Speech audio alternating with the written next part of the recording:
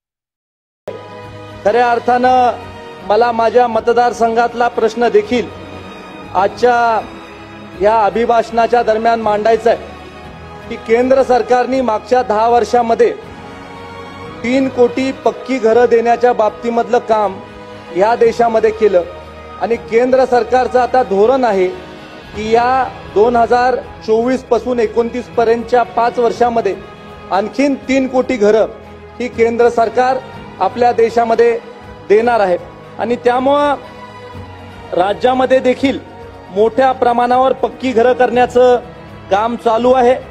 2014 पासून आतापर्यंत प्रधानमंत्री आवास योजना ग्रामीण या अंतर्गत 19,55,548 घरकुलांना मंजुरी मिळालेली आहे आणि त्यापैकी 12,63,000 घरकुलांचं बांधकाम पूर्ण झालेलं आहे।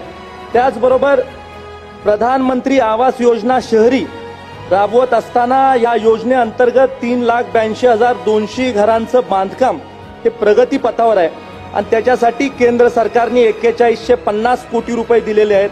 राज्य सरकारने 4475 कोटी रुपये खर्च केलेले आहेत। माझ्या मतदारसंघामध्ये पाटण कॉलनीमध्ये 50 वर्षापासून जे लोक राहतात त्यांना पक्की राहण्याची घरं नाही आहेत आणि ज्या जमिनीवर त्यांची झोपडपट्टी आहे त्या जमिनीची लँड यूज परमिशन चेंज करण्याच्या बाबतीमधला प्रस्ताव आम्ही आदरणीय मुख्यमंत्री देवेंद्रजी फडणवीस साहेबांजवळ दिलेला आहे।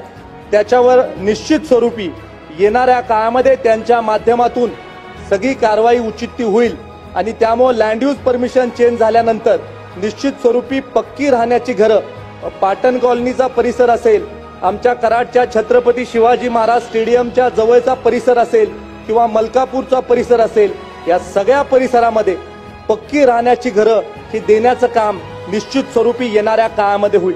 अध्यक्ष महोदय, परकीय गुंतवणूक जशी मोठ्या प्रमाणावर आपल्या राज्यात होते तशी देशामधली गुंतवणूक देखील आपल्या राज्यामध्ये मोठ्या प्रमाणावर होते। ऑटो नेक्स्ट नावाची ट्रॅक्टरची कंपनी आहे, त्यांची खऱ्या अर्थानं भेट मी आदरणीय आमचे लोकप्रिय मुख्यमंत्री देवेंद्र फडणवीस साहेबांची घालून देणार आहे आणि त्यांनी एक प्रस्ताव ठेवलेला आहे की कराडला जर का MIDC मध्ये आम्हाला जागा उपलब्ध झाली तर जवळजवळ 1300 मुलांच्या हाताला काम मिळेल इतका मोठा उद्योग हा कराडमध्ये उभा होऊ शकतो आणि मोठी गुंतवणूक देखील कराडमध्ये होऊ शकते।